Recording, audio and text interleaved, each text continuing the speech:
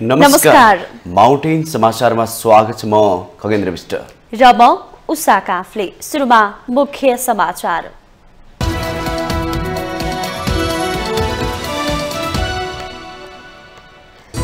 प्रतिनिधि सभा सदस्य उपनिर्वाचनमा तनहुँ 1 मा राष्ट्रिय स्वतन्त्र पार्टीका स्वर्णिम वाग्ले 15,000 बढी मतअन्तरले विजयी। वाग्लेलाई 34,918 मत प्राप्त। 17औं लोकतन्त्र दिवस मनाइरहँदा जनतामा भने देखिएन उत्साह। राजनीतिक उपलब्धि मुठ्ठीभरका व्यक्तिमा सीमित हुँदा जनतामा विद्रोहको ज्वाला सल्किँदै। प्रमुख 3 दलबीच संसदीय समितिको भागभण्डा मिल्यो। प्रमुख प्रतिपक्षीय एमालेले 3वटा समितिको सभापति पाउने। टीआरसीका लागि विशेष समिति गठन गरिने। उपनिर्वाचनमा ठूला दलप्रति जनताको चासो नदेखिएको कांग्रेस सभापति देउबाको स्वीकारोक्ति। पार्टी सुधार गर्न पर्नेमा जोड। बजेटबारे सांसदसँग सुझाव माग। अख्तियार दुरुपयोग अनुसन्धान आयोग तेस्रो संशोधन विधेयकप्रति निजी क्षेत्रको आपत्ति। अख्तियारको दायरामा ल्याउनु संविधान विपरीत भएको व्यवसायीहरूको जिकिर। मध्यावधि निर्वाचनको चर्चा अब्बा मात्र भएको जापानका प्रधानमन्त्री किसिदाको प्रस्टीकरण। महत्वपूर्ण नीतिहरू अवलम्बन गर्नुपर्ने भएकाले संसद विघटनबारे नसोचेको भनाई। र इन्डियन प्रिमियर लिगमा कमजोर ब्याटिङ गरेपछि उत्कृष्ट बलिङका साथ दिल्ली क्यापिटल्सको दोस्रो जित। घरेलु टोली सनराइजर्स हैदराबाद 7 रनले पराजित।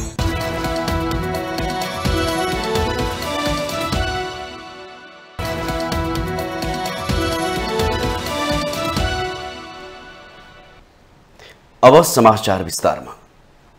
प्रतिनिधि सभा सदस्य उपनिर्वाचनमा तनहुँ 1 मा राष्ट्रिय स्वतन्त्र पार्टीका उम्मेदवार स्वर्णिम वाग्ले भारी मतान्तरसहित विजयी हुनु भएको छ।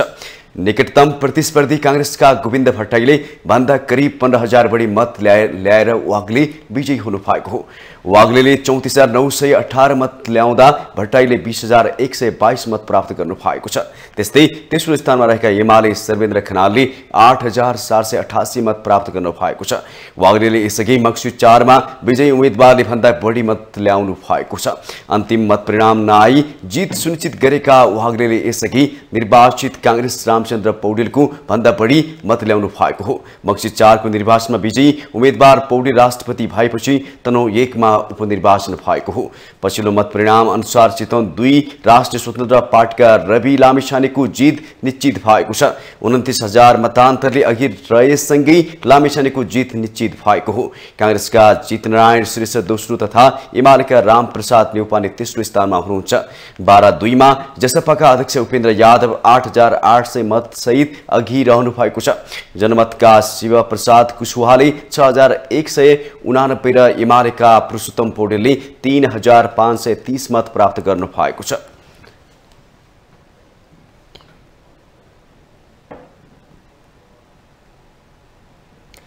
प्रजातन्त्रको राजनीतिक शब्दावली परिवर्तन भएर लोकतन्त्रमा रूपान्तरण भएको छ।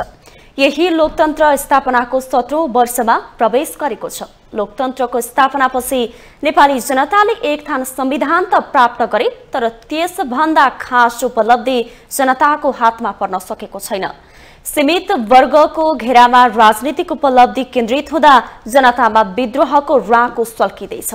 फेरि पनि लोकतन्त्रको विकल्प लोकतन्त्र नै हो, तर अमोघ नेताहरूको विकल्प अरू हुन पनि सक्छन्। त्यसको संकेत देखिन थालेको छ। एक रिपोर्ट। सोमबार मुलुकमा लोकतन्त्र स्थापना भएको 16 वर्ष पूरा भएर 17औं वर्षमा प्रवेश गरेको दिन अर्थात् 17औं लोकतन्त्र दिवस। तर पछिल्ला वर्षमा लोकतन्त्र दिवसलाई आम जनताले उत्साहका साथ मनाएको देख्न पाइएन। कारण हो पछिल्लो 16 वर्षमा मुलुकमा ठूला ठूला राजनीतिक परिवर्तन भए। यो अवधिमा राजनीतिक परिवर्तनले ठूलै राजनीतिक छलाङ पनि मार्यो, तर दुर्भाग्य भन्नुपर्छ जनताले सोचेको परिवर्तन भने आउन सकेन। पछिल्लो संविधान सभाबाट जनताले एक थान संविधान त प्राप्त गरे, तर सो संविधान मार्फत नागरिकले मुलुकमा लोकतान्त्रिक शासन व्यवस्था भएको महसुस गर्न पाएका छैनन्। 17औं लोकतन्त्र दिवस मनाइरहँदा जनताका तमाम अपेक्षा निमोठिएका छन्। त्यसैले होला नारायण हिटीले प्रजालाई गिज्याउँदा राजा फाल्ने जनताले लोकतन्त्र गिज्याउने ठूला भनिने दल र यिनका नेतालाई पनि फाल्न सक्छन् भन्ने स्वर सुनिन थालेको छ। किनकि लोकतन्त्र टिकाउन र नागरिकलाई लोकतान्त्रिक शासन व्यवस्थाको आभास दिलाउन नसक्ने सीमित सत्ताधारी शीर्ष भनिने नेताहरूप्रति जनताको आक्रोश बढ्दै गएको छ। लोकतन्त्रको विकल्प लोकतन्त्र नै हो, तर अमुक नेताहरूको विकल्प अरू पनि हुन सक्छ। त्यसको संकेत देखिन थालिसकेको छ। नेपालको इतिहासमै सर्वाधिक ठूलो जनविद्रोहबाट स्थापित लोकतन्त्रले पुराना मूल्य मान्यता त भत्कायो, तर नयाँ मूल्य मान्यता स्थापित गर्न सकेन। बरु दिन प्रतिदिन लोकतन्त्रलाई नै प्रदूषित बनायो। फलस्वरूप देश आज धेरै कोणबाट संकटग्रस्त अवस्थामा छ। अनेक विकृति, व्यथिति, विसंगति र विभेदका नयाँ नयाँ रूप देखिन थालेका छन्। देशले आर्थिक विकास गर्नुको साटो मुलुक आर्थिक संकटमा डुब्न थालेको छ। लोकतन्त्रको अभ्यास निहाल्दा सुखद देखिँदैन। लोकतन्त्रका खास खास मान्यताहरू बिर्सेका दलहरूले लोकतान्त्रिक विधिको धज्जी उडाएका छन्। जनतासँग गरेका बाचा र सपना पूरा गर्नेतर्फ नेतृत्वको ध्यान जान नसक्दा आज सिंगो लोकतन्त्रमाथि खतरा पैदा भएको छ। जनतालाई माथि उठ्न नदिएर आफ्नो राजनीतिक अभिष्ट पूरा गरिरहेका राजनीतिज्ञहरूले व्यवस्थापिका, कार्यपालिका र न्यायपालिका बीच हुनुपर्ने नियन्त्रण र सन्तुलनको आपसी सम्बन्ध खलबल्याएका छन्। जताततै अस्थिरता, अस्तव्यस्तता, अराजकता र अन्योलता छ। संसदलाई सत्तामा जाने भर्याङ बनाउँदै अङ्क गणितमा सीमित राखेका दलहरूले न्यायालयलाई विवादको भुमरीमा फसाएका छन्। एकपछि अर्को गरी नागरिकका अधिकारमाथि प्रहार गर्ने काम स्वयं नेतृत्वकर्ताबाट भइरहेको छ। कुशासन र भ्रष्टाचारले सीमा नागेको छ। आधुनिक विश्वमा सबैभन्दा बढी रुचाइएको शासन व्यवस्था हो लोकतन्त्र, तर नेपालमा यही व्यवस्था सफल बनाउने काममा नेतृत्व वर्ग पटक पटक चुक्यो। परिणाम स्वरूप मुलुक बनाउने कैयौं सुनौला अवसर खेर गएका छन्। ठूलै नारा दिएर ल्याएको वर्तमान व्यवस्था देश र जनताले धान्नै नसक्ने गरी महँगो भएको छ। विभिन्न पदमा आसीन व्यक्तिहरूको खर्च भार राष्ट्रका लागि ठूलो बोझ भएको छ। सत्ता प्राप्त गरी आर्थिक लाभ लिन पल्किएकाहरूले आफ्नो देशलाई भट्खालोमा हालेर आफू भने विदेशी एजेन्डा बोक्ने भरिया बनेका छन्।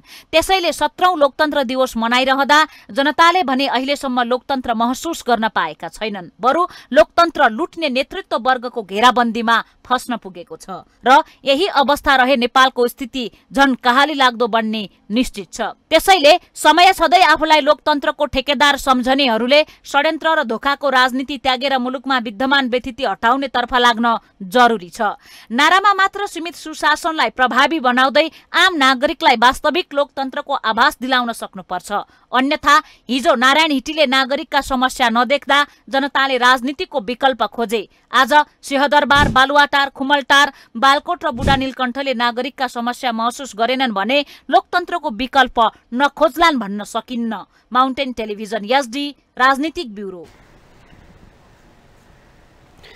आम निर्वाचनको 5 महिनापछि प्रमुख 3 दल नेपाली कांग्रेस, नेकपा एमाले र नेकपा माओवादी केन्द्रका शीर्ष नेताहरूको बैठकले संसदीय समितिको भागवण्डाको टुङ्गो लगाएका छन्।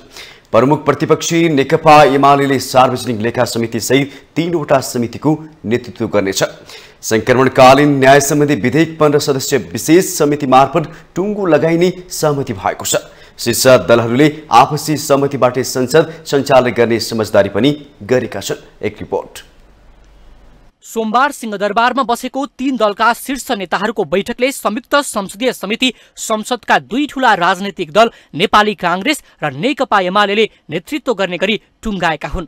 बैठकपछि एमालेका प्रमुख सचेतक पदम गिरीले संसदीय सुनवाई समितिको सभापतित्व नेपाली कांग्रेसले गर्ने र राज्यका निर्देशक सिद्धान्त, नीति र दायित्वको कार्यान्वयन, अनुगमन तथा मूल्याङ्कन समितिको सभापतित्व एमाले गर्ने सहमति भएको जानकारी दिनुभयो।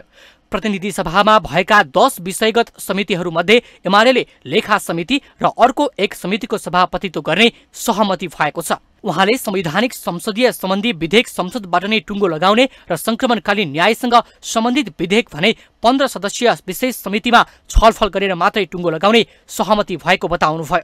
गिरीले संसदीय सुनवाई समितिमा एमाले 4 सदस्य नै पाउने सहमति भएको पनि जानकारी दिनुभयो। जुन 2टा संयुक्त समितिहरू छन् तपाईहरुलाई थाहा छ, त्यसमा चाहिँ संसदीय सुनवाई समितिको नेतृत्व सभापति नेपाली कांग्रेसले प्राप्त गर्ने, त्यस्तै गरेर राज्यका निर्देशक सिद्धान्त, नीति र दायित्वको कार्यान्वयन, अनुगमन तथा मूल्याङ्कन समिति जुन संयुक्त समिति हो त्यसको नेतृत्व चाहिँ सभापति चाहिँ नेकपा एमाले को सांसदले नेतृत्व गर्ने त्यो खालको सहमति चाहिँ भएको छ।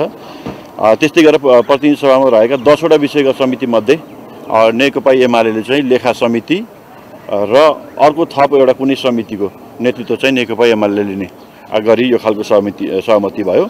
अब अर्को संवैधानिक परिषद सम्बन्धी जुन विधेयक अहिले सदनमा छ त्यो चाहिँ संसदबाटै त्यसलाई पारित गरेर अगाडि बढ्ने त्यस विषयमा पनि हाम्रो सहमति चाहिँ भइसकेको छ। नेकपा माओवादी केन्द्रका प्रमुख सचेतक हितराज पाण्डेले संक्रमणकालीन न्यायसँग सम्बन्धित विधेयकका लागि 15 सदस्यीय विशेष समिति बनाई छलफल गर्ने र अर्को अधिवेशनबाट पास गर्ने सहमति भएको बताउनुभयो। टीआरसीको हाम्रो जुन थियो त्यो एउटा विशेष समिति बनाउने, त्यो 15 सदस्यीय हुने र त्यसका माध्यमबाट अब अर्को अधिवेशनको एउटा निश्चित समयमा त्यसलाई पारित गरेर जाने एउटा विषयवस्तु यो भएको छ। यसको साथसाथै हाम्रो संयुक्त समितिहरू 2टा थिए, त्यो 2टा मध्ये हाम्रो संसदमा भएका 2वटा ठुल्ठुला दलले एउटा लिने, एउटाले अर्को लिने। यसका साथसाथै हाम्रा विशेष समितिहरू जति छन् त्यो विशेष समितिहरूलाई पनि विभिन्न राजनीतिक दलहरूलाई स्ट्रेन्थको आधारमा भागभण्डा गरेर सहमतिका साथ हाम्रो सदनको सबै कामहरू अगाडि बढाउने गरेर विषयवस्तु टुङ्गिएको छ। त्यस्तै नेपाली कांग्रेसका प्रमुख सचेतक रमेश लेखकले संसदभित्र भएका सबै राजनीतिक दलहरूसँग आपसमा सहमतिको आधारमा नै संसद सञ्चालन गरेर अघि बढ्ने सहमति अनुसार शीर्ष दलका नेताहरू बीच सहमति भएको बताउनुभयो। संसद सञ्चालनको विषयमा सबैले चाहिँ त सहमतिकै आधारमा संसद सञ्चालन गर्नुपर्छ भन्ने आशयका साथ सहमतिमै संसद सञ्चालन गर्ने गरेर विषयवस्तुलाई टुङ्ग्याएका छौँ। अब यसमा मूलत अब समितिहरू बन्छन्, 10 वटा विषयगत समिति छ, 2 वटा संयुक्त समिति छ। त्यसरी नै ती समितिहरूलाई पूर्णता दिने कुरा भएको छ। त्यसमा चाहिँ त समितिको नेतृत्व पनि सहमतिकै आधारमा चयन गर्ने कुरा भएको छ। प्रमुख सचेतक लेखकले चालू अधिवेशन अब 2-3 दिन मात्रै सञ्चालन हुने जानकारी दिनुभयो। नेपाली कांग्रेसका सभापति एवं संसदीय दलका नेता शेरबहादुर देउवाले प्रतिनिधि सभा उपनिर्वाचनमा पनि ठूला राजनीतिक दलप्रति जनताले चासो नदेखाएको स्वीकार गर्नु भएको छ। सोमबार संसद भवनमा बसेको कांग्रेस संसदीय दलको बैठकमा सभापति देउवाले उपनिर्वाचनमा पनि ठूला पार्टीप्रति जनताले खासै चासो नदेखाएको भन्दै पार्टीलाई सुधारेर जानुपर्ने आवश्यकता उल्याउनु भएको थियो। बैठकमा सहभागी सांसद खतिवड़ाले सभापति देउवाले बैठकमा आगामी वर्षको बजेट कसरी ल्याउने भन्ने बारेमा पनि सांसदहरूसँग चासो राखेको जानकारी दिनुभयो। अहिलेको देशको आर्थिक अवस्था राम्रो नभएको र बजेट ल्याउँदा जनतासँग जोडिने खालका कार्यक्रम राख्नुपर्ने सभापति देउवाको भनाइरहेको सांसद खतिवड़ाले बताउनुभयो। बैठकमा सांसदहरूले छोटो समय देशको नेतृत्व गर्नु भएका बीपीपछि कांग्रेसबाट धेरै नेतृत्व र अर्थमन्त्री बने पनि जनतासँग जोडिने कार्यक्रम ल्याउन नसकेको गुनासो गरेका थिए। सांसदहरूले आगामी बजेटमा जनताका माग कसरी सम्बोधन गर्ने, पुराना आयोजना सम्पन्न गर्न र नयाँ आयोजना ल्याउने कुरामा विशेष जोड हुनुपर्ने धारणा राखेका सांसद खतिवड़ाले बताउनुभयो। यसलाई कसरी सम्बोधन गरेर जाने भनेर अहिले छलफल भएको छ। आज धेरै मान्य सदस्यहरूले बोल्नु भएको छ र आज सबैले बोल्ने क्रम नसकिएकाले भोलि 10 बजे पनि हामी बोल्ने कार्यक्रम राख्छौँ। विशेष गरी आगामी बजेटमा जनताका मागहरू, जनताका कुराहरूलाई कसरी सम्बोधन गर्ने, आयोजनाहरू पुराना पनि छन्, नयाँ कसरी थपमा ल्याउने भन्ने विषयमै छलफल भयो। सांसदहरूले आगामी बजेटमा प्रत्येक निर्वाचन क्षेत्रमा थोरैमा एउटा नागरिकले देख्ने योजना, स्थानीय तहको कार्यालयमा जाने बाटोहरू कालोपत्री गर्ने र व्यवस्थित शहर, स्वास्थ्य र शिक्षा हरेक तहमा पुग्नुपर्ने गरी बजेट ल्याउनु पर्नेमा जोड दिएका थिए।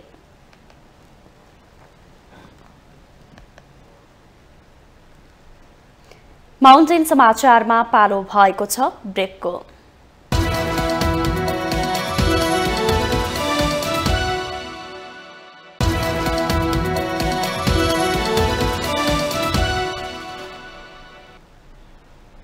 ब्रेकपछि स्वागत छ। अब बाँकी समाचार।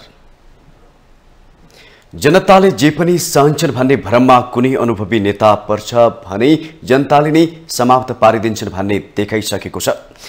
प्रदेश सभा उपनिर्वाचनको प्रारम्भिक नतिजाले पुराना दलप्रति जनविश्वास घट्दै गएको देखिएको मात्र छैन, राजनीतिमा लामो समय बिताएका नेताहरू नसच्चिए जनताबाटै ठूलै धक्का खानुपर्ने सन्देश गइसकेको छ। एक रिपोर्ट। जनता भन्दा शक्तिशाली कोही छैनन् र समय आएपछि जनताले नेतृत्वलाई गतिलो पाठ सिकाउँछन् भन्ने उपनिर्वाचनले देखाइरहेको छ। लामो राजनीतिक इतिहास बोकेका नेपाली कांग्रेस, नेकपा एमाले र नेकपा माओवादी केन्द्र सहितका पुराना ठूला दललाई जनताले अर्को धक्का दिएका छन्। ठूला दलमा परिवारवाद, नातावाद, कृपावाद, धनवाद र डनवाद हाबी हुँदा जनताले विकल्पहरू खोजिरहेका थिए। गत असार 7 गते मात्रै स्थापना भएको राष्ट्रिय स्वतन्त्र पार्टी र नयाँ दलकै रूपमा रहेको जनमत पार्टीको पक्षमा नतिजा राम्रो आइरहँदा ठूला दल र तिनका उम्मेद्वारका पक्षमा नतिजा त्यति राम्रो देखिँदैन। कारण हो जनताले चाहेअनुसारको सत्तामा हुँदा काम गर्न नसक्नु र जनताका आवश्यकतालाई आफ्नो एजेन्डामा समावेश गर्न नसक्नु। राणा शासन फाल्नेदेखि लोकतन्त्र ल्याउन र पञ्चायत फालेर गणतन्त्र स्थापना गर्न आफूहरूले बलिदान दिएको ठूला दलको इतिहासको सुगा रटाइले यसपटकको उपनिर्वाचनमा जनतालाई छुन नसकेको प्रश्न छ। पुराना दलहरू कि सच्चिन सक्नुपर्छ कि त सकिन तयार हुनुपर्छ। पुरानो दलहरू पुरानो भए, पुरानो दलहरूले सिक्नुपर्ने कुरा के भने अब नयाँ चाहियो। पुरानो दलहरूमा नेतृत्व पनि नयाँ चाहियो, विचार पनि नयाँ चाहियो, सङ्गठन पनि नयाँ ढङ्गको चाहियो। जबसम्म यो तीनटा मैले भन्ने गरेको छु, जबसम्म मेसेन्जर, मेसिन र मेसेज यो तीनटा चाहिँ कुनै पनि पोलिटिकल पार्टीको आधारभूत स्तम्भ हो। अहिलेको पुरानो नेतृत्वबाट, पुरानो कार्यशैली र सङ्गठनबाट र पुरानो कन्टेन्टबाट, मेसेजबाट यी पार्टीहरूले आफ्नो भविष्यलाई चाहिँ सुरक्षित गर्न सक्दैनन्।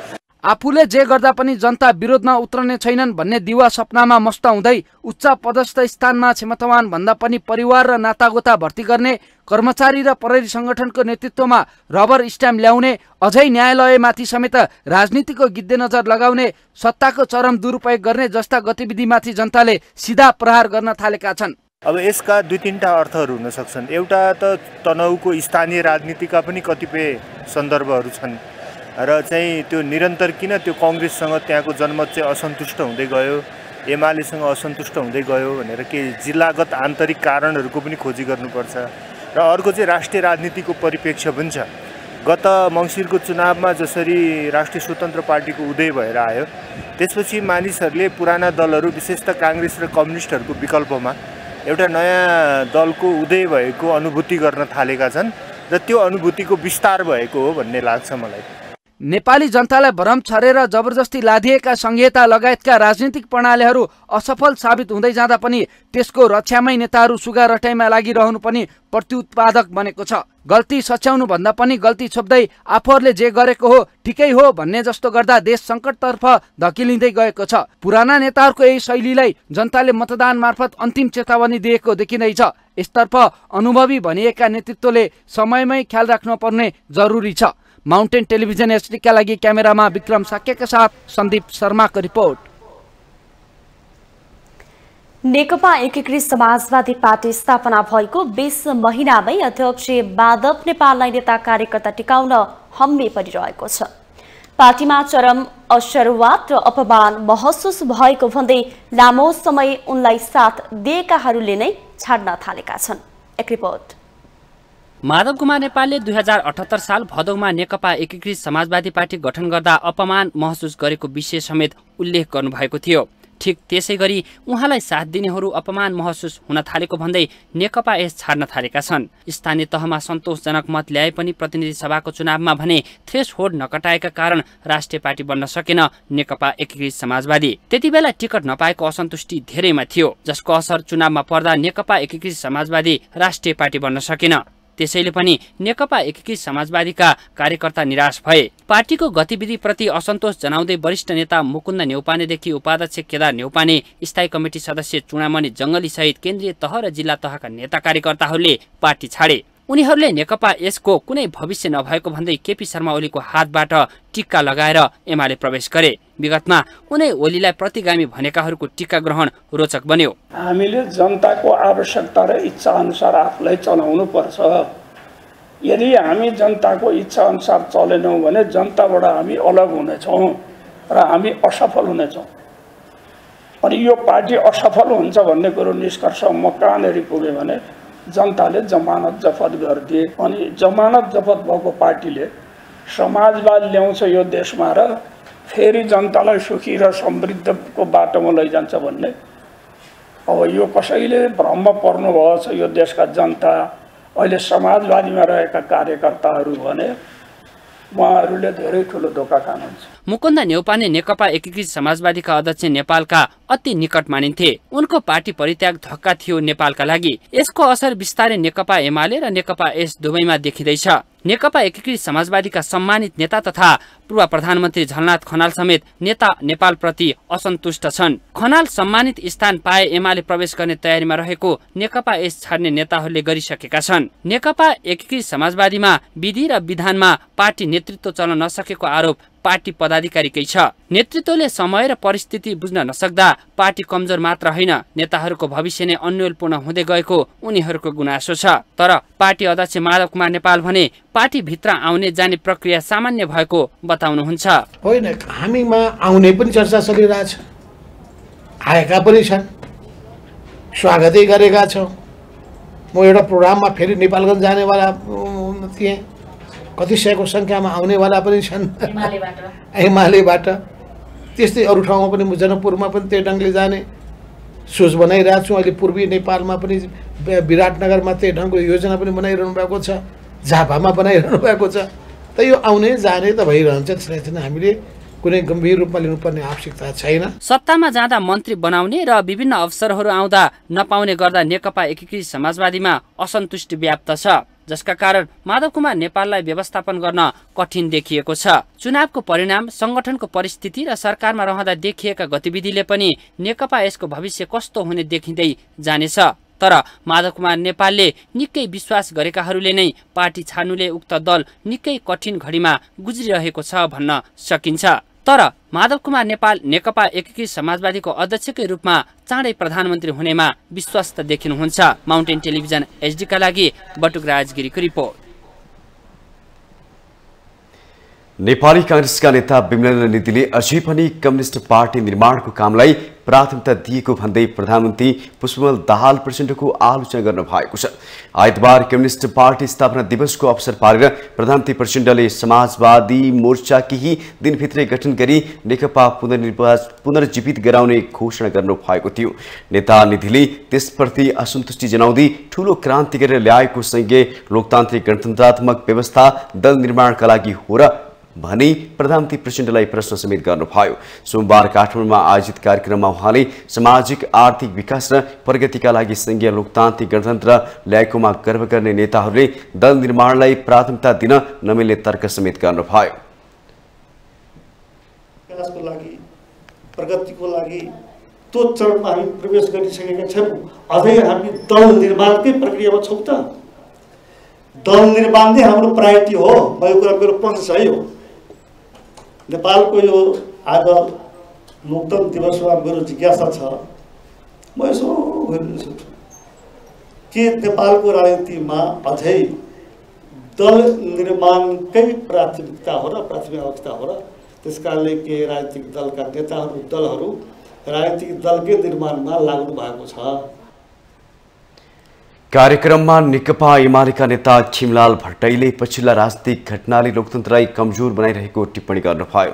उहाँले लोकतन्त्रमा जनमतको कदर हुनु नसकेको भन्दै अहिलेको राजनीतिक अभ्यास सकारात्मक दिशातर्फ नगएको उल्लेख गर्नुभयो। लोकतन्त्रमा जनमतको कदर हुन्छ, लोकतन्त्रमा जनमतलाई सत्कार गरिन्छ, आदर गरिन्छ, नमन गरिन्छ लोकतन्त्रमा। तर अहिलेको हाम्रो अभ्यासले त्यो काम गरेको छ कि छैन? यो हाम्रो अभ्यासले आज तमाम चुनौतीहरू छन् भनेर भनिरहेको छौँ हामीले। संसदको ठुलो दल सहयोगी भूमिकामा छ। जनताले रोजेको सबभन्दा ठुलो शक्ति, त्यो तागत आज चाहिँ प्रतिपक्षमा खुम्चिनु परेको छ, बस्नु परेको छ। नेता भट्टराईले नेपाली कांग्रेस टेकको बिना उभिनै नसक्ने स्थितिमा पुगिसकेको जिकिर गर्नुभयो।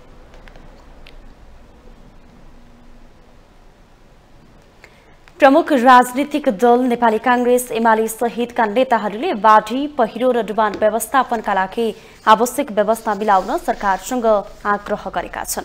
सोमबार काठमाडौँमा आयोजित विपद व्यवस्थापन सम्बन्धी कार्यक्रममा नेकपा एमालेका प्रमुख सचेतक पदम गिरीले बाढी, पहिरो र डुबानबाट हुने क्षति न्यूनीकरणका लागि आवश्यक व्यवस्था मिलाउन सरकार र सम्बन्धित सबै निकायले ध्यान दिनुपर्ने बताउनुभयो। अबको 1.5 महिनापछि बाढी, पहिरो र डुबानको समस्या आउने भएकाले त्यसलाई न्यूनीकरण गर्न सरकारले आवश्यक व्यवस्था मिलाउनु पर्ने उहाँको भनाइ थियो। क्षति अब 1.5 महिनापछि हामीले दिनानुदिन समाचार सुन्नुपर्छ। यसतर्फ सम्बन्धित निकायले ध्यान दिनु पर्यो। अहिले यो हाम्रो चाहिने यो एनडी आरआरएम छ, बनाइयो प्राधिकरण छ, गएर हेर्नु हालत के छ, स्रोत साधनको अवस्था के छ, केही दिन छैन। त्यहाँ कर्मचारीहरू पहुँचै नभएका, कतैबाट के हैसियत नपुगेका, कानुनको सुनवाई नहुने ठाउँमा भएका त्यस्ता कर्मचारी त्यहाँ पठाइन्छ। 3 वर्षको रेकर्ड हेर्ने हो भने करिब 300 जना कर्मचारी त्यहाँबाट आउने जाने भइसक्यो। कसैको त्यहाँ जाने इन्ट्रेस्ट छैन, त्यो काम गर्ने वातावरण पनि छैन। नेपाली कांग्रेसका नेता मीन विश्वकर्माले विपद व्यवस्थापनका लागि रेस्क्यु गर्ने, पुनर्वासको व्यवस्था गर्ने लगायतको समय आएको उल्लेख गर्दै त्यसको आवश्यक व्यवस्था मिलाउन सरकारको ध्यानाकर्षण गराउनुभयो। त्यो कहाँ छ होला, पुनर्वासको साधन व्यवस्था कहाँ छ होला, यो बारेमा पनि प्रिपेयर्डनेस भन्ने पूर्व तयारी गर्ने बेलामा चाहिँ साधन, स्रोत र नीति सहितको तयारी गरौँ भन्ने शुभकामना दिन्छु कार्यक्रमको सफलताको लागि। ठूला राजनीतिक दलहरूले पनि विपद व्यवस्थापनका लागि अनिवार्य रूपमा छुट्टै विभागको व्यवस्था गर्नुपर्नेमा नेकपा एकीकृत समाजवादीको उपमहासचिव गंगालाल तुलाधारले जोड दिनुभयो। शिक्षा चलाउन सक्यो भनेदेखि चाहिँ यो भूकम्पीय जोखिम मात्र होइन, सबै प्रकारका चाहिँ विपद जोखिम न्यूनीकरण गर्ने खालको कुरामा एकदम महत्त्वपूर्ण चाहिँ हामीले भूमिका गर्न सक्छौँ।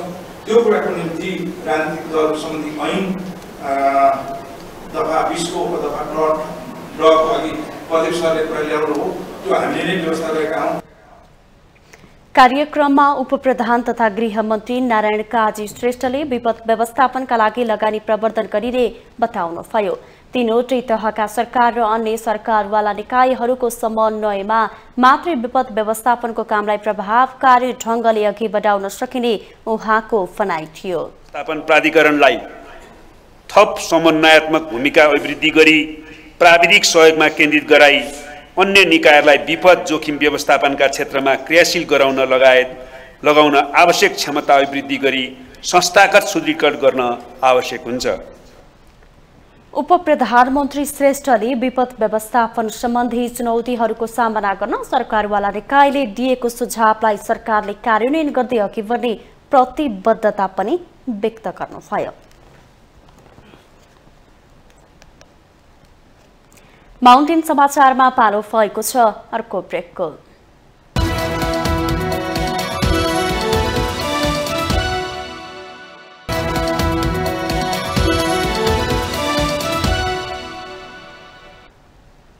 ब्रेकपछि स्वागत छ बाँकी समाचार। निजी क्षेत्रले अख्तियार दुरुपयोग अनुसन्धान आयोग तेस्रो संशोधन विधेयक 2079 प्रति आपत्ति जनाएको छ। अख्तियारको दायरामा ल्याउने व्यवस्था संविधान विपरीत भएको भन्दै व्यवसायीहरूले असन्तुष्टि पोखेका छन्। एक रिपोर्ट।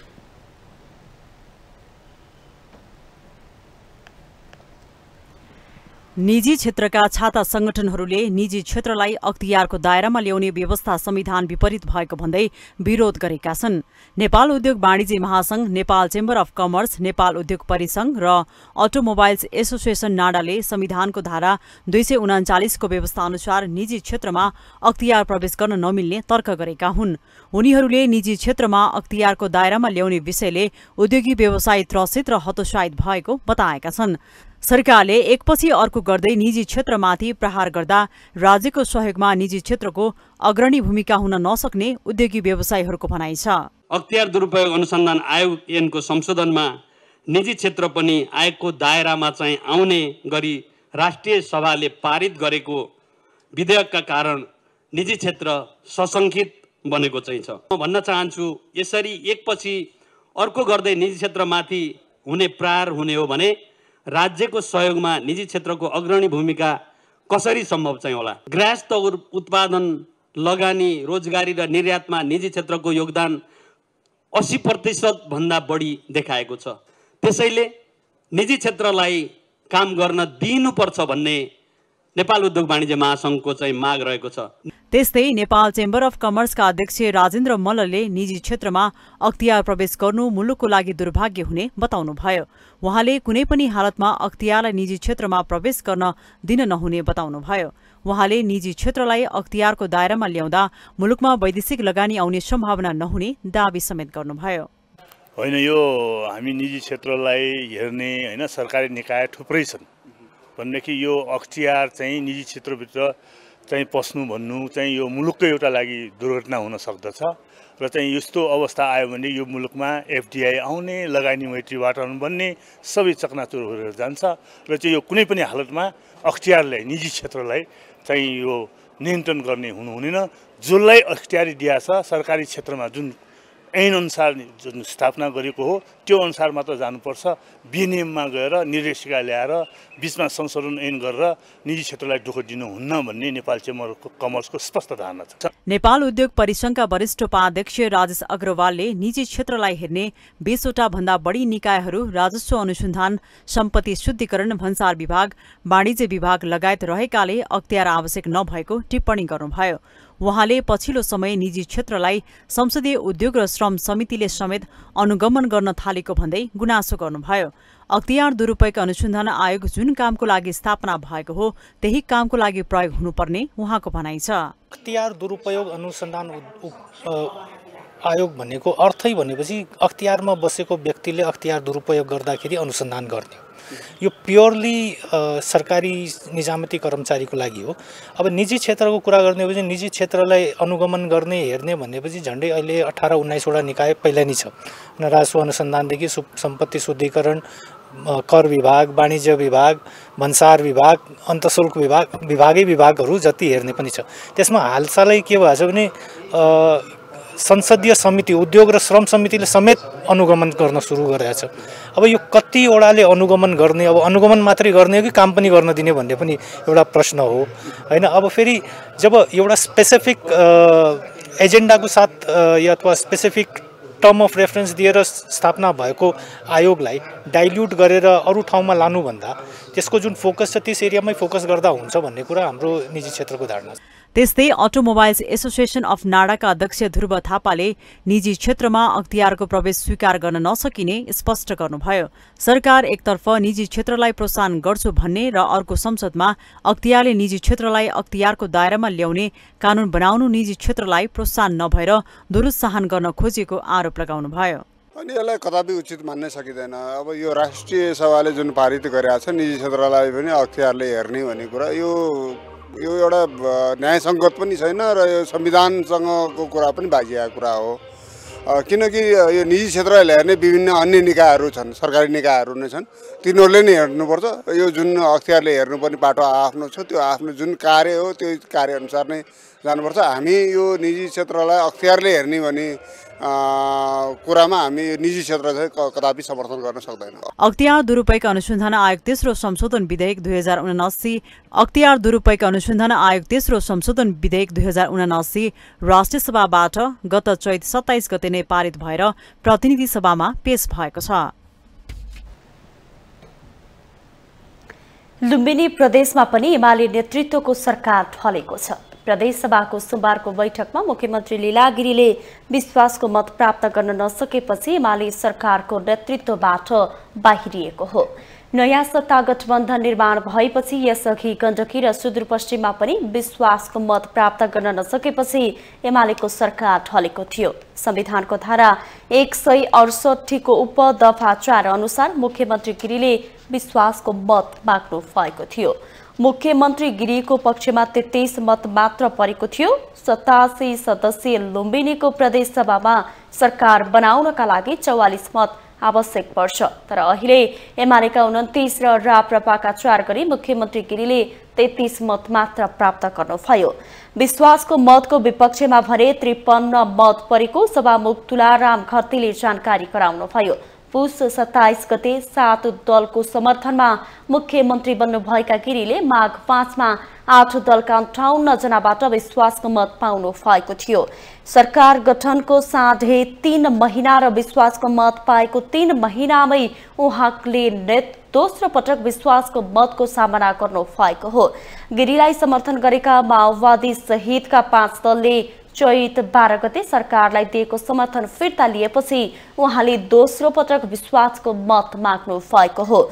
मुख्यमन्त्री गिरीको विपक्षमा कांग्रेसका 27, माओवादीका 10, नागरिक उन्मुक्तिका 4, जसपा लोसपा र जनमतका 3, नेकपा एकीकृत समाजवादी, राष्ट्रिय जनमोर्चा र स्वतन्त्रका 1 प्रदेशसभा सदस्यले मत दिएका छन्।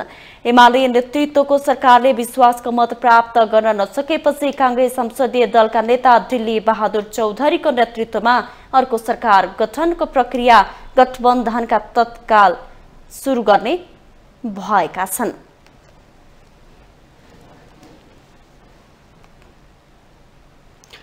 बुङ्गथ्यो अर्थात् राष्ट्र महेन्द्रनाथको रथारोहण सुरु भएको छ।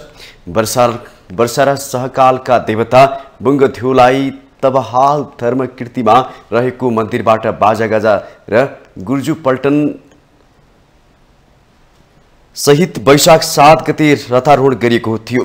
यसको 4 दिनपछि सोमबार उपत्यकाकै सबैभन्दा लामो रथ जात्रा शुभारम्भ भएको छ। जनश्रुति अनुसार उपत्यकामा वर्षा नभएर अनिकाल भएको समयमा भक्तपुरका राजा नरेन्द्रदेव, काठमाडौँका तान्त्रिक बन्धु दत्त र ललितपुरका ललित ज्यापु मिलेर कामारो कामाक्ष गएर करुणामयलाई नेपाल ल्याइएको थियो। रातो मच्छिन्द्रनाथलाई उपत्यकामा ल्याएपछि तिनैजनाले आफ्नै देशमा राख्ने अडान लिएपछि विवाद भयो। पाटनका राजाले विवाद साम्य पार्न ललितपुरकै सबैभन्दा ज्येष्ठ नागरिकलाई 60 वटा ढुङ्गाको खम्बामाथि चढाएर करुणामयलाई कहाँ राख्ने भनेर निर्णय गर्न लगाइएको थियो। तर ती ज्येष्ठ नागरिकले मच्छिन्द्रनाथलाई ललित ज्यापुले बोकेर ल्याएकोले सबैभन्दा बढी हक उनकै भएकोले ललितपुरमा नै राख्नुपर्ने निर्णय सुनाए। उक्त निर्णयलाई सबैले स्वीकार गरेपछि करुणामयले राख्न ललितपुरमा मच्छिन्द्रग्राम अर्थात् बुङ्गमतीको निर्माण गरी उत्तरायणमा बुङ्गमतीमा र दक्षिणायनमा पाटन टबालमा 6 महिना राख्ने गरी करुणामयलाई व्यवस्थापन गरिएको थियो। पाटनको इतिहासको सूक्ष्म रूपले अध्ययन गर्दाखेरि त्यो 3वटा राज्यको हिसाब होइन, त्यो एक हिसाबले हरेक मान्छेले अब एकै दिन गर्यो भने के हुन्छ त भन्दाखेरि त्यसको जति चाम हुनुपर्ने हुँदैन सबै। तसर्थ हरेक त्यसको एउटा सर्टेन, एक त विशाल रथ हो, त्यो एकै दिनमा घुमाउनु सम्भव पनि भएन। कमसेकम पुल्चोकमा बनाइसकेपछि पुल्चोकबाट गावल पुर्याउँदाखेरि गावलमा छुट्टै हुँदाखेरि अब त्यो गावलका आफ्ना सर्वसङ्ग आफ्ना आफन्तहरू विभिन्न ठाउँ हुन्छन्, सबैलाई आमन्त्रित गर्छ त्यहाँ पनि, र मैले फेरि त्यहाँबाट सुन्दर पुग्छ त्यहाँको मान्छेले गरेर यो एक हिसाबले इन्टरकनेक्टेड, एक आपसमा आफन्तहरूको बिचमा एउटा किसिमको महिनाभरि नै अथवा 2 महिनाभरि नै एउटा रोमाञ्चकारी एउटा जोयफुल किसिमको उत्सवको रूपमा यसलाई। जात्राको क्रममा रातो मच्छिन्द्रनाथको रथ गाबालमा पुगेपछि गाबाया भनेर गाबाल वरपरका जनताले छेल्बु र भुया भनेर 2 दिन जात्रा मनाइन्छ। रथ गाबालबाट सुन्दारा पुगेपछि नुगया, सुन्दारा, हखा लगायत वरपरकाले 2 दिन जात्रा मनाउने गर्दछन् भने रथ लगनखेल पुगेपछि लगया भनेर पाटनका बाँकी जनताले 2 दिन जात्रा मनाउने गरिन्छ। लगनखेल पुगेपछि याक मिसाय भुज्या अर्थात् एकल महिलाको भोजको दिन महिलाहरूले मात्र रथ तानेर लगनखेलदेखि थत्तीसम्म पुर्याउने गरिन्छ। जोशीहरूले साइत हेरेपछि साइत अनुसार रथलाई थत्तीबाट जाउलखेल पुर्याएर फोटो देखाएपछि जात्रा सम्पन्न हुन्छ। हाम्रै यो नेवारी कम्युनिटीबाट आएको रथको यात्रा हो नि त। अनि अब तान्दाखेरि चाहिँ अब जहिले पानी पर्छ होइन, अनि यो चाहिँ खासमा अन्नको लागि भनेर प्रे गर्नुपर्ने हुन्छ नि त हामीले। अनि त्यही हो यसको विशेषताहरू। यो नेपालको यो राष्ट्रियको एउटा पहिचान हो यो होइन, यसमा त अब गर्व नै लाग्छ। हामीले यो बचाउने, यो जात्रा बचाउने भनेको हाम्रो नेपालको एउटा पहिचान, यो संस्कृति, हाम्रो स्थानीय वेशभूषाको एउटा पहिचान हो यो। आजको छेल्बु भनेर चाहिँ छेल्बुको चाडपर्वमा मनाइन्छ। अनि बिहानदेखि पूजाआजा गरेर नुहाइधुवाइ गरेर पूजाआजा गरेर होइन बत्तीहरू बालेर चाहिँ आज यहाँ तिमे बाजाहरू पनि आइन्छ। 10 वटा तिमे बाजाहरू सहित पछि आउनुहुन्छ, तपाईँहरूले पनि देख्नुहुन्छ। अब त्यो तिमे बाजाको साथ हामीले चाहिँ रथ तानेर चाहिँ गाबालसम्म पुर्याउने गर्दछौँ। रातो मच्छिन्द्रनाथको रथको उचाइ 32 हातको रहेको छ। यसलाई 32 भुवन भन्ने पनि गरिन्छ। त्यसै गरी कर्कोट नागराजको प्रतीक ढोमा, भैरवको प्रतीक पाङ्ग्रा पनि सबै 32 हातकै रूपमा बनाएकै हुन्छ। यो हाम्रो रथमा भनेको चाहिँ 32 हात भइसकेपछि त्रयोदश भुवन भन्छ त्यसलाई। हामी त्यो टिरोडोसिस फोबनको रूपमा पनि लिन्छौँ, तर त्यसमा सबभन्दा माथि बोधिसत्व हुन्छ। यो सत्य कुरा हो, किनभने त्यो हाम्रो चाहिँ पहिला चाहिँ हाम्रो रथ बनाउनुको लागि एउटा स्याम्पल नमुना जस्तै चाहिँ त्यो गन्डेल टेम्पलभित्र राखेको चाहिँ मन्दिरको चाहिँ नाप लिनु भनेको त्यो ठिक कुरा हो। डोरी पनि त्यस्तै छ, डोरी पनि त्यस्तै हो। डोरीले चाहिँ हामी त्यो 32 हात नै भन्दैनौँ, डोरीलाई चाहिँ हामी नागको रूपमा लिन्छ, त्यो अस्त नाग भन्छ त्यसलाई, डोरीले चाहिँ नागको रूपमा लिन्छ हामी। नेपालकै सबैभन्दा लामो जात्राको परिचय बनाएको मचिन्द्रनाथको रथ जात्रालाई अझै व्यवस्थित बनाई अन्तर्राष्ट्रिय स्तरमा समेत प्रचार प्रसार गर्न सके हाम्रो संस्कृतिको संरक्षणसँगै पर्यटकहरूलाई पनि आकर्षित गर्न सक्ने सम्भावना देखिन्छ। माउन्टेन टेलिभिजन एचडीका लागि क्यामेरामा निखिल कपाली र विवेक श्रेष्ठका साथ विसन्तर साकेको रिपोर्ट। सिंहदरबारको फोहोर सोमबारदेखि उठ्न थालेको छ।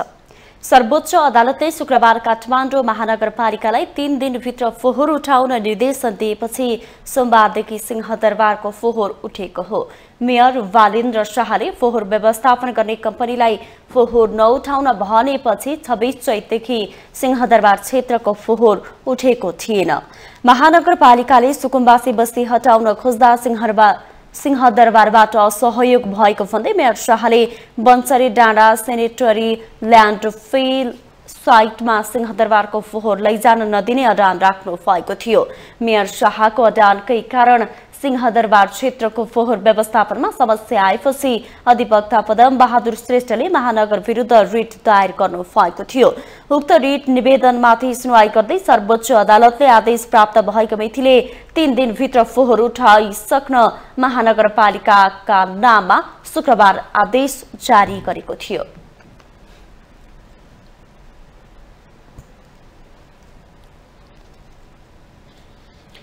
कञ्चनपुरको शुक्लाफाटा राष्ट्रिय निकुञ्ज क्षेत्रको नरभक्षी बाघलाई सदर चिडियाखाना जाउलाखेलमा राखिएको छ। निकुञ्ज र राष्ट्रिय प्रकृति संरक्षण कोषका प्राविधिकको सहयोगमा बाघलाई सदर चिडियाखाना जाउलाखेलमा राखिएको हो। वैशाख 8 गते कञ्चनपुर बेलौरी नगरपालिका 8 पचुई गाउँ क्षेत्रमा पर्ने खप्टी नालामा 42 वर्षीय गंगादेवी चन्दको बाघको आक्रमणबाट मृत्यु भएको थियो। डिभिजन वन कार्यालय कञ्चनपुर, निकुञ्ज कार्यालय नेपाल प्रहरी, सशस्त्र प्रहरी बल, नेपाली सेना, कोषको शुक्लाफाटा संरक्षण कार्यालय लगायतका निकाय क्रियाशील भई बाघ नियन्त्रणमा लिई चिडियाखानामा ल्याइएको हो। चिडियाखानामा 4 वटा बाघ राख्न सक्ने क्षमता भए पनि 5 वटा बाघ राखिएको छ।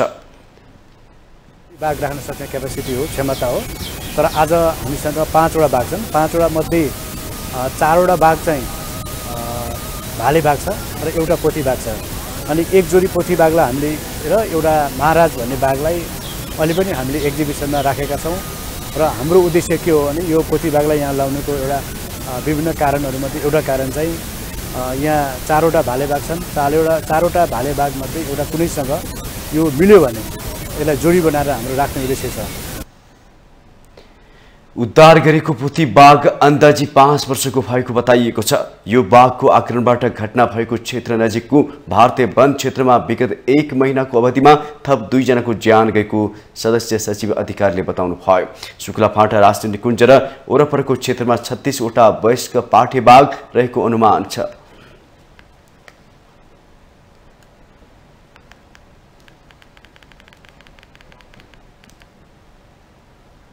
हामीसँग आर्थिक अन्तर्राष्ट्रिय खेल समाचार बाँकी नै छन्। माउन्टेन समाचारमा पालो भएको छ ब्रेकको।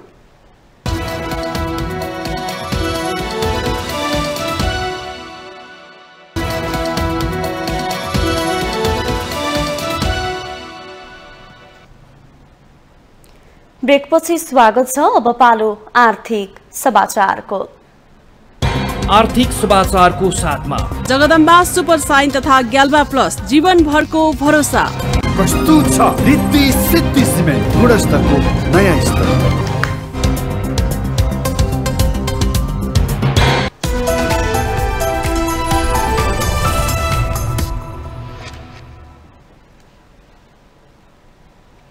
नेपालमा उत्पादित सवारी साधन दर्ता प्रक्रियामा देखिएको कानुनी जटिलता हल गर्न सम्बन्धित कानुनहरू संशोधन गरी मन्त्री परिषदमा प्रस्ताव ल्याउने निर्णय भएको छ।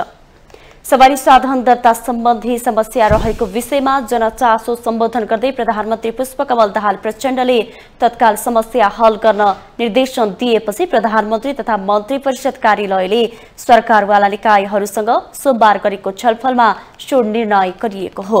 प्रधानमन्त्री तथा मन्त्री परिषद कार्यालयका सचिव गणेश प्रसाद पाण्डेको संयोजकत्वमा बसेको बैठकले यातायात व्यवस्थापन कार्यविधि निर्देशिका 2060 मा आवश्यक संशोधन गरी नेपालमा उत्पादित सवारी साधन दर्ता गर्न भौतिक पूर्वाधार तथा यातायात मन्त्रालयले 3 दिनभित्र आवश्यक व्यवस्था मिलाउने निर्णय गरेको हो।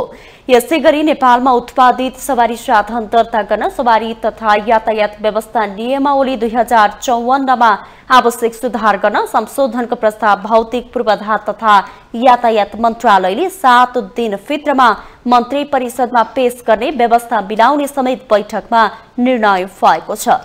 छलफलमा प्रधानमन्त्री तथा मन्त्री परिषदका सचिव एवं पदाधिकारीका अतिरिक्त भौतिक पूर्वाधार तथा यातायात मन्त्रालय, कानून मन्त्रालय, यातायात विभाग, यात्रीका पदाधिकारीहरूको उपस्थिति रहेको थियो।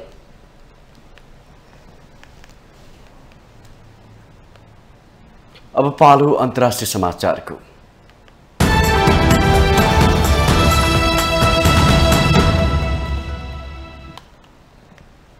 जापानका प्रधानमन्त्री फुमियो किसिदाले मध्यावधि निर्वाचनको चर्चा अब्बा मात्र भएको बताउनु भएको छ। प्रधानमन्त्री किसिदाले आफ्नो लिबरल डेमोक्रेटिक पार्टीले संसदीय उपनिर्वाचनमा 5 मध्ये 4 स्थानमा विजय हासिल गरेको एक दिनपछि सोमबार सञ्चार माध्यमसँगको कुराकानीमा संसदको तल्लो सदनलाई मध्यावधि निर्वाचनका लागि विघटन गर्ने बारे आफूले नसोचेको प्रश्न पार्नुभयो।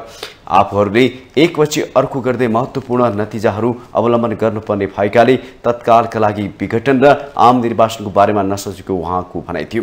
प्रधानमन्त्री किसिदाले अर्को महिना हिरोसिमामा हुने विकसित राष्ट्रहरूको समूह G7 शिखर सम्मेलनपछि चुनाव गराउने योजना बनाइरहेको हुन सक्ने अनुमान गरिएको छ। आइतबार भएको संसदीय उपनिर्वाचनमा किसिदा नेतृत्वको सत्तारूढ LDPले 5 मध्ये 4 सिट जितेको छ भने विपक्षी जापान इनोभेसन पार्टीले 1 सिट जितेको छ। LDPले तल्लो सदनको 3 निर्वाचन क्षेत्र, माथिल्लो सदन हाउस अफ काउन्सिलको 1 निर्वाचन क्षेत्रमा विपक्षी दलका उम्मेदवारहरूलाई पराजित गरेको थियो। जापान इनोभेसन पार्टीले LDPलाई पराजित गर्दै तल्लो सदनको आफ्नो सिट सुरक्षित गरेको छ भने प्रमुख विपक्षी कन्स्टिट्युसनल डेमोक्रेटिक पार्टी अफ जापानले 3 वटै निर्वाचन क्षेत्रमा हार बेहोरेको छ।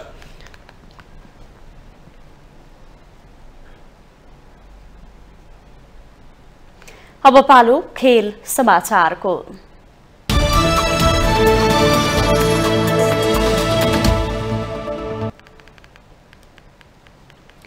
इन्डियन प्रिमियर लीग आइपिएलमा कमजोर ब्याटिङ गरे पनि उत्कृष्ट बोलिङका साथ दिल्ली क्यापिटल्सले घरेलु टोली सनराइजर्स हैदराबादलाई 7 रनले हराएको छ। जितका लागि 145 रनको विजय लक्ष्य पछ्याएको हैदराबादलाई 20 ओभरमा 6 विकेटको क्षतिमा 137 रनमा सीमित गरेर दिल्लीले दोस्रो जितका साथ प्लेअफ सम्भावना कायमै राखेको हो। हैदराबादलाई जितको लागि अन्तिम 6 बलमा 13 रन चाहिँदा तीव्र गतिका बलर मुकेश कुमारले 5 रन खर्चिँदै दिल्लीको जित पक्का गराए। हैदराबादका मयंक अग्रवालले 49 रन बनाए पनि जितको लागि पर्याप्त हुन सकेन। हेनरी क्लासेनले 31 र वाशिंगटन सुन्दरले 24 रन बनाए। दिल्लीका अक्षर पटेल र एनरिच नोकियाले 2-2 विकेट लिए। हैदराबादमा टस जितेर पहिला ब्याटिङ गरेको दिल्लीले निर्धारित 20 ओभरमा 9 विकेट गुमाउँदै 144 रन बनाए। अक्षर पटेल र मनीष पाण्डेले समान 34 तथा डेविन वार्नरले 21 रन बनाए। हैदराबादका भुवनेश्वर कुमारले 2 र वाशिंगटन सुन्दरले 3 विकेट लिए। आइपिएलका 7 खेलमा दिल्ली 4 अङ्कसँगै पुछारमा छ। हैदराबाद पनि 4 अङ्कले 9औं स्थानमा छ। चेन्नई 7 खेलमा 10 अङ्कका साथ शीर्ष स्थानमा छ। समान 8 अङ्क भए पनि नेट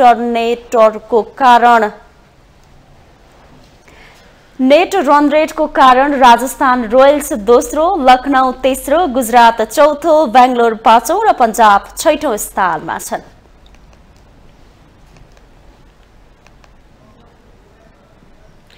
एसिसी प्रिमियर कपमा साउदी अरेबियासँगको खेल वर्षाको कारण रद्द भएसँगै नेपाल सेमिफाइनलमा पुगेको छ।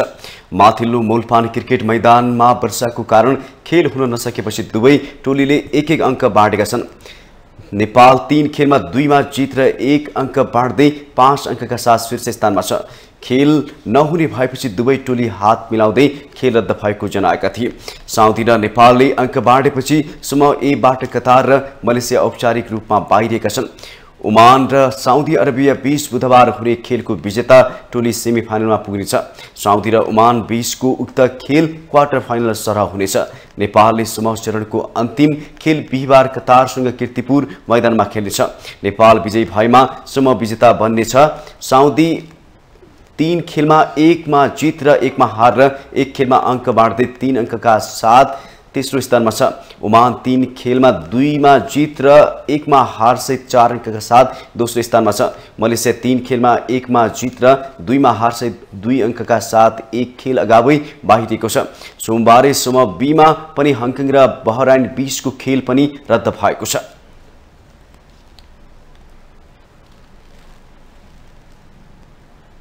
माउन्टेन समाचारमा पालो भएको छ ब्रेकको।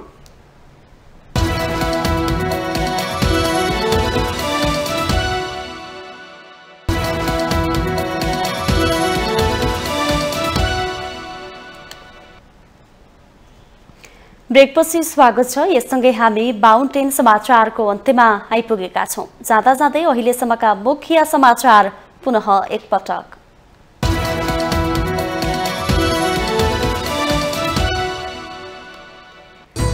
प्रतिनिधि सभा सदस्य उपनिर्वाचनमा तनहु 1मा राष्ट्रिय स्वतन्त्र पार्टीका शोलिब वाग्ले 15,000 बढी मतान्तरले विजयी। वाग्लेलाई 34,918 मत प्राप्त। 17औं लोकतन्त्र दिवस मनाइरहँदा जनतामा भने देखिएन उत्साह। राजनीतिक उपलब्धि मुठ्ठीभरका व्यक्तिमा सीमित हुँदा जनतामा विद्रोहको ज्वाला सल्किँदै।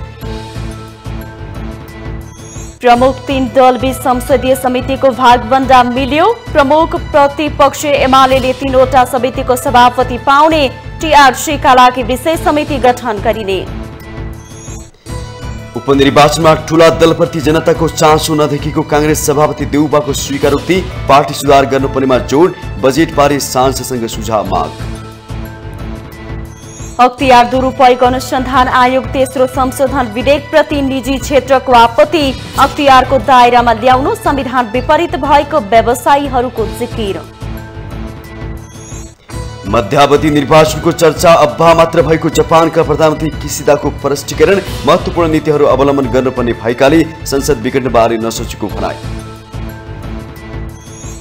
र इन्डियन प्रिमियर लिगमा कमजोर ब्याटिङ गरे पनि उत्कृष्ट बोलिङका साथ दिल्ली क्यापिटल्सको दोस्रो जित। घरेलु टोली सनराइजर्स हैदराबाद 7 रनले पराजित।